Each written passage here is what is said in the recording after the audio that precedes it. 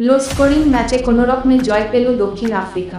শ্রীলঙ্কাকে তাদের সর্বনিম্ন টি20 আন্তর্জাতিক রানে বেঁধে রাখার পর দক্ষিণ আফ্রিকা হোঁচট খেতে খেতে লক্ষ্যে পৌঁছল 22 বল এবং হাতে 6 উইকেট নিয়ে। টসে জিতে প্রথমে ব্যাটিংয়ের সিদ্ধান্ত নিয়েছিল শ্রীলঙ্কা। আর নিউ ইয়র্কের নাসাউ ক্রিকেট স্টেডিয়ামের পিচে বাউন্স এবং সিম মুভমেন্টের সামনে হুড়মুড়িয়ে ভেঙে পড়েছিল শ্রীলঙ্কান ব্যাটিং। পিচ মন্থর অথচ বাউন্স 16 আনা। এমন পিচেই লঙ্কান ব্যাটিংয়ের হাড় কঙ্কাল বের করে দিলেন নর্জে। 4 ওভারে 7 রানের বিনিময়ে 4 উইকেট তুলে নিয়ে একাই কার্যত ভেঙে দিয়েছিলেন শ্রীলঙ্কাকে।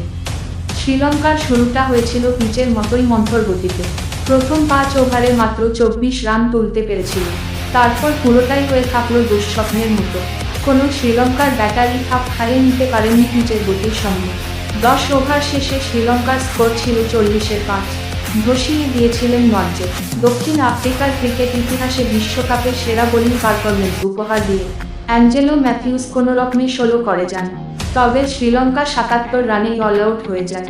শ্রীলঙ্কার ইনিংসের শুরুতে কাগিসো রাবাদা, মার্কো জ্যাকসন, বার্টম্যান সকলেই নতুন বলের ফায়দা তুলে যান। মাঝের ওভারে নর্জের সঙ্গে উইকেট শিকারে মাতেন স্পিনার কেশব মহারাজ।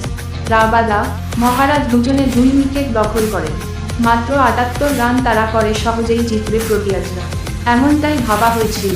তবে সেরকম মোটেও হলো না।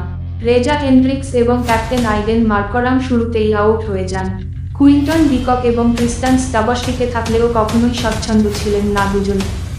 লঙ্কান বোলিংয়ের সাঁড়াশি চাপে দুজনেই একসময় আউট হয়ে যান। শেষদিকে হেনরিক ক্ল্যাসেন, ডেভিড